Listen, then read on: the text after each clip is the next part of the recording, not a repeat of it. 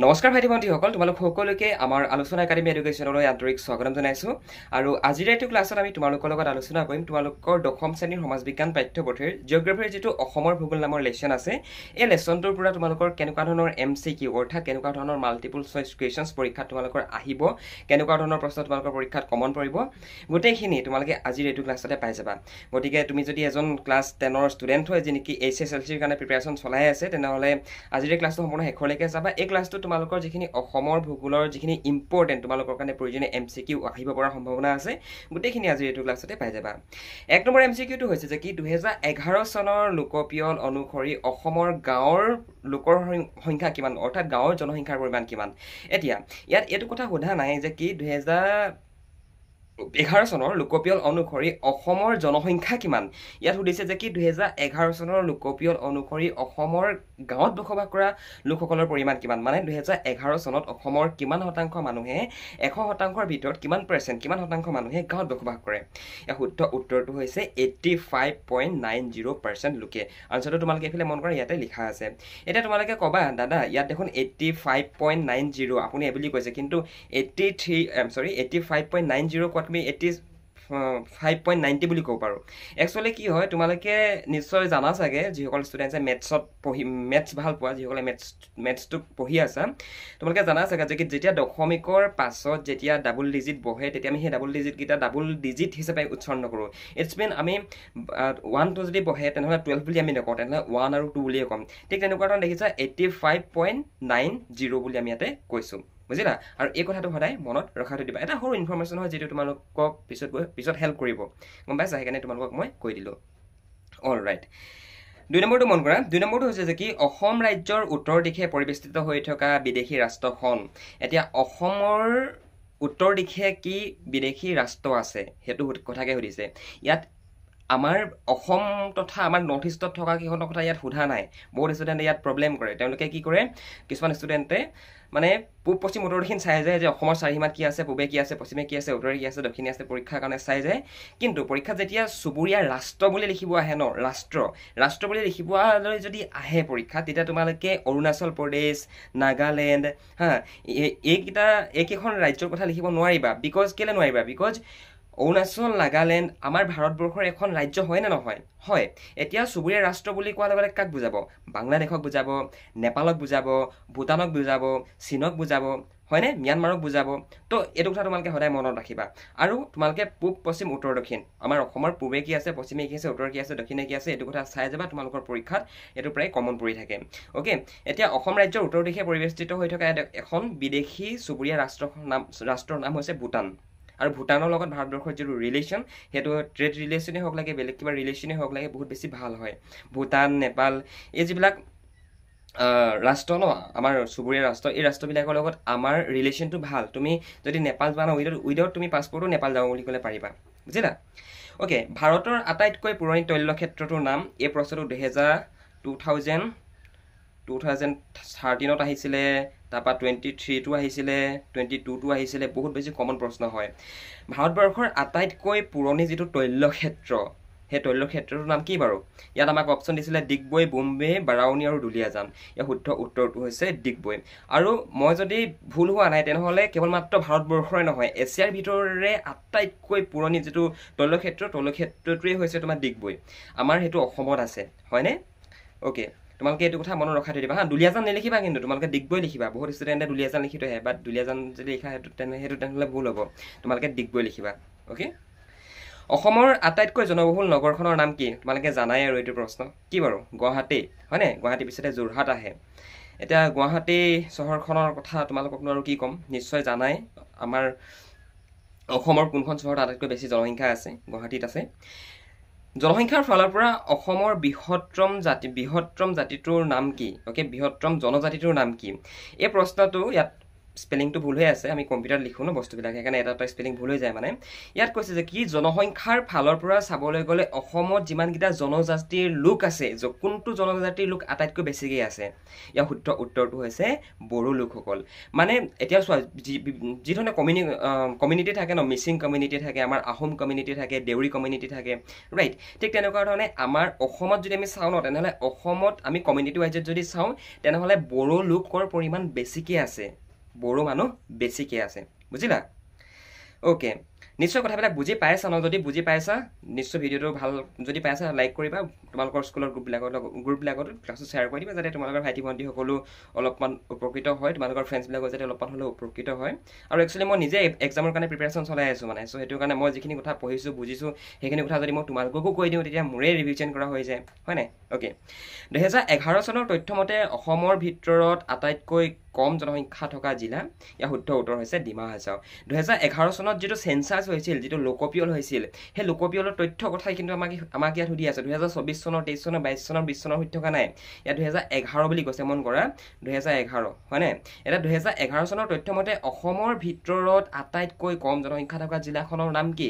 2011 চনৰ সেই সময়ত আমাৰ অসমৰ কোনখন জিলাত আটাইতকৈ জনসংখ্যা কমকৈ আছিলে ইয়াৰ শুদ্ধ উত্তৰটো হৈছে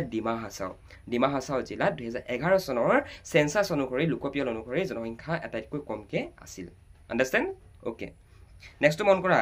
অসমৰ বৰ্তমান সৰ্বাধিক মাটিকালি থকা জিলাখনৰ নাম এতিয়া সৰ্বাধিক মাটিকালি বুলি মই তোমালোকক অকণমান পাজল লগাবৰ কাৰণে দিছোঁ বাট মই তোমালোকক কুৱেশ্যনটো ব্ৰেক কৰি দিছোঁ মন কৰা ইয়াতে তোমালোকে ডাইৰেক্টলি মনত ৰখাব পাৰা যে কি অসমৰ আটাইতকৈ ডাঙৰ জিলাখনৰ নাম কোৱা কি হ'ব বাৰু মই আনচাৰটো নলিখোৱাৰ আগতে ভাবাচোন অসমৰ আটাইতকৈ ডাঙৰ জিলাখনৰ নাম কি ইয়াৰ শুদ্ধ উত্তৰটো হৈছে কি বাৰু কাৰ্বি আংলং হয় নাই যিসকলে কাৰ্বি আংলং ভাবি আছিলা বেষ্ট আছা তোমালোক চোৱা কাৰ্বি আংলং ইয়াত লিখা হৈছে দেখিছা মানে আমি যদি এৰিয়াৰ ৱাইজ চাব যাওঁ যিধৰণে শিৱসাগৰ এখন জিলা হয় যোৰহাট এখন জিলা হয় ডিব্ৰুগড় এখন জিলা হয় লখিমপুৰ এখন জিলা হয় ঠিক তেনেকুৱা ধৰণে কাৰ্বি আংলঙো এখন জিলাই হয় আৰু কাৰ্বি আংলংখন অসমৰ আটাইতকৈ মাটিকালিৰ ক্ষেত্ৰত ছাৰ্ফেচৰ ক্ষেত্ৰত যদি আমি চাব যাওঁ ন ছাৰ্ফেচ ৱাইজ আটাইতকৈ ডাঙৰ জিলাখনৰ নামেই হৈছে কি কাৰ্বি আংলং মোৰ লগতে ক'বা Karbi Anglong okay all next কুৱেশ্যনটো ডিছকাশ্যন নকৰাৰ আগতে তুমি যদি মেট্ৰিক পৰীক্ষাৰ কাৰণে প্ৰিপেৰেশ্যন চলাই আছা আৰু যদি তুমি ইংৰাজী বিষয়টোত এতিয়াও দুৰ্বল হৈ আছা তেনেহ'লে আমাৰ থ্ৰুৱেদি তোমালোকে পঢ়িব পাৰা আমি তোমালোকক মেট্ৰিক পৰীক্ষাত ইংৰাজী বিষয়টোত কেনেকুৱা তোমালোকৰ কুৱেশ্যন আহিব তোমালোকে কোনখিনি গ্ৰামাৰ চাই যাব লাগিব তোমালোকে কুৱেশ্যন আনচাৰ পেটাৰ্ণবিলাক কেনেকৈ লিখিব লাগিব সকলোখিনি কথা আমি আমাৰ পাৰ্চনেল অনলাইন কোচিঙত আমি শিকাওঁ গতিকে তুমি যদি মেট্ৰিকৰ এজন কেণ্ডিডেট হয় আৰু যদি তুমি ইংৰাজী বিষয়টোত এতিয়াও ক্লিয়াৰ হোৱা নাই তেনেহ'লে তোমালোকে আমাৰ থ্ৰুৱেদি যদি বিচাৰা পঢ়িব পাৰা বন্ধু বান্ধৱীসকল আমাৰ একাডেমীৰ এডমিশ্যন ফিজ হৈছে অনলি 499 rupees য'ত তোমালোকক গ্ৰামাৰ তোমালোকৰ টেক্সট বুক আৰু তোমালোকৰ যিখন সৰু ছাপ্লিমেণ্টাৰী ৰিডাৰ আছে গোটেইকেইখন পঢ়োৱা হয় লগতে কুৱেশ্যন আনচাৰবিলাকো বুজাই দিয়া হয় আৰু কোনবিলাক কমন পৰিব সেইবিলাকো শিকাই দিয়া হয় গতিকে তুমি যদি বিচৰা আমাৰ থ্ৰুৱেদি পঢ়িবৰ কাৰণে তেনেহ'লে ওপৰত দিয়া ফোন নম্বৰটোত ফোন কৰা নতুবা ডেছক্ৰিপশ্যনত এখন ফৰ্ম আছে ফৰ্মখন ফিল আপ কৰি দিয়া আমাৰ টীমে তোমালোকক কণ্টেক্ট কৰি ল'ব অসমৰ জনজাতিসকল মূলতঃ তলৰ কোন প্ৰজাতিৰ লোক অ'কে স্পেলিং এটা ভুল হৈ আছে বাট তোমালোকে সেইটো মেনেজ কৰি ল'বা আমাৰ DTP কৰোঁতে কেতিয়াবা এটা ৱৰ্ড ইফালে হৈ যায় মানে তাৰ কাৰণে চৰি অসমৰ জনজাতিসকল মূলতঃ কোন প্ৰজাতিৰ লোক ইয়াত আমাক অপশ্যন দিছে অষ্ট্ৰিক মংগোলীয় আহোম নে ওপৰৰ এটাও নহয় ইয়াৰ শুদ্ধ উত্তৰটো তোমালোকে নিশ্চয় জানা তোমালোকক মই অলৰেডি পঢ়াই আহিছোঁ আমাৰ একাডেমীত যিখিনি ষ্টুডেণ্টে পঢ়ি আছে পাৰ্চনেলি যিখিনি ষ্টুডেণ্টে পঢ়ি আছে মই তোমালোকক বুজাই আহিছিলোঁ হয়নে নহয় আমি হৈছোঁ মই চাংমাই লিখোঁ মই আহোম তুমি যিয়ে লিখা লাগে তুমি যি টাইটেলৰ মানুহে নোহোৱা লাগে তোমাৰ যিটো অৰিজিন অ'কে অৰিজিনটো হৈছে মংগোলীয় আৰু আমাৰ নৰ্থ ইষ্টত উত্তৰ পূব ভাৰতত যিমান কেইখন ৰাজ্য আছে ন ৰাজ্যবিলাকৰ মানুহবিলাকক যদি তুমি চোৱা ন এতিয়া মোৰ ফেক্সখনলৈকে চোৱা তুমি মিচিং আমাৰ ভাই ভনীসকলক চাবা এতিয়া বড়ো ভাই ভনীসকলক চাবা মানে আমাৰ মানুহখিনি ন মানে মংগোলীয় গোষ্ঠীৰ লোক হয় ইটছ মিন তুমি যদি চোৱা চাইনিজবিলাকৰ লগত মুখৰ ফেচখনৰ অকণমান চিমিলাৰিটিজ দেখি পাবা চাইনা লোকসকলে যিবিলাক খাদ্য খায় সেই খাদ্যবিলাকৰ লগত আমাৰ খাদ্য সম্ভাৰো মিলে তোমালোকে নিশ্চয় এনেকুৱা ধৰণৰ ভিডিঅ'ছ ইউটিউবত পাই আছা ফেচবুকতো পাই আছা আৰু একচুৱেলি এইবিলাক তোমালোকে থিয়ৰিটিকেলি পঢ়োঁ বুলি ক'লেও পাবা এতিয়া আমি যে খাওঁ বাঁহ গাজ যে খাওঁ যে বাঁহৰ গাজটো যে আমি কাটি আনি পিনে খাওঁ ৰাইট ভলুকা বাঁহৰ যে গাজ খাওঁ এই বাঁহ গাজ চীনতো খায় হয় নাই কিন্তু তুমি যদি উত্তৰ ভাৰতত যোৱা ন উত্তৰ ভাৰতত এইবিলাক বস্তু প্ৰচলন নাই মানে নাজানে এইবিলাক বস্তু কি গম পাইছা ঠিক তেনেকুৱা ধৰণে চাউথ ইণ্ডিয়াত যদি যোৱা চাউথ ইণ্ডিয়াত গ'লে চাউথ ইণ্ডিয়ান লোকসকলৰ লগত আমাৰতো একোৱেই নিমিলে খাদ্য সম্ভাৰ নিমিলে সিহঁতি ইডলি খায় ডোচা খায় আৰু আমাক কি লাগিব দিনে ৰাতিয়ে কেৱল মাত্ৰ কি লাগিব ভাত হয় নাই জাষ্ট কথাটো বুজি পাবৰ কাৰণে কৈছোঁ হা তো তেওঁলোকো এটা বেলেগ এটা প্ৰজাতিৰ লোক হয় সাউথ ইণ্ডিয়ানসকল ঠিক তেনেকুৱা ধৰণে আমাৰ নৰ্থ ইষ্টত যিসকল লোক আছে লোকসকল মূলতঃ মংগোলীয় গোষ্ঠীৰ লোক মংগোলীয় প্ৰজাতিৰ লোক অ'কে মংগোলীয় প্ৰজাতি বুলি নক'বা একচুৱেলি মংগোলীয় গোষ্ঠী বুলি ক'লে বেছি শুৱলা হয় প্ৰজাতি বুলি ক'লে শব্দটো এটা বেলেগ মিনিং বুজায় মংগোলীয় গোষ্ঠীৰ লোক অ'কে প্ৰজাতি নহয় গোষ্ঠী বুলি তোমালোকে ক'বা অ'কে 2011 চনৰ তথ্য মতে অসমৰ ভিতৰত অধিক জনসংখ্যা থকা জিলা হিচাপে স্বীকৃতিপ্ৰাপ্ত জিলাখনৰ নাম অৰ্থাৎ 2011 চনত যিটো লোকপিয়ল কৰা গৈছিল এইটো যিটো সেন্সাছ কৰা গৈছিলে সেই সেন্সাছৰ মতে অসমৰ কোনখন জিলাত আটাইতকৈ বেছি জনসংখ্যা আছে শুদ্ধ উত্তৰটো কি শুদ্ধ উত্তৰটো হৈছে নগাঁও নগাঁৱত 2011 চনৰ লোকপিয়লৰ মতে 2011 চনত যিটো সেন্সাছ কৰা গৈছিলে সেন্সাছৰ মতে আটাইতকৈ বেছি জনসংখ্যা থকা জিলা হিচাপে নগাঁও পৰিচিত হৈছিলে বুজিলা অসমলৈ আগমন ঘটা প্ৰথমটো জনগোষ্ঠী আছিল এই প্ৰশ্নটো APSC লেভেলত আহে মই কি ক'লো এইটো প্ৰশ্ন কি APSC লেভেলত আহে অসমলৈ আগমন ঘটা প্ৰথমটো জনগোষ্ঠী আছিল কোনসকল লোক এটা আহোমসকল বহুত লেটকৈ আহিছে গম পাইছা লেট মানে বহুত পিছত আহিছে ৰাইট তাৰ আগতে আহোমসকল নহাৰ আগতে ইয়াত ভূমিপুত্ৰসকল আছিল কোচসকল আছিল কলিতাসকল আছিল চুতীয়াসকল আছিল হয়নে সোণোৱাল কছাৰীসকল আছিল আমাৰ মিচিং ভাই ভনীসকল আছিল তেওঁলোকতো ভূমিপুত্ৰ হয় আমিও ভূমিপুত্ৰ বাৰু বাট তেওঁলোক আমি নহাৰ আগৰ পৰাই ইয়াতে আছিলে আমাৰ অসমত আছিলে তোমালোকে নিশ্চয় এইবিলাক কনচেপ্ট শুনিছা চাগে ক'ৰবাত নহয় ক'ৰবাত ৰাইট এতিয়া কোনটো গোষ্ঠীৰ লোক অসমলৈ পোন প্ৰথমবাৰৰ বাবে প্ৰব্ৰজন কৰি আহিছিলে আমি হিষ্ট্ৰী যদি চাওঁ তেনেহ'লে কি পাম ইয়াৰ শুদ্ধ উত্তৰ হৈছে কি বাৰু ভাবাচোন মই আনচাৰটো নেদেখোঁ আগতে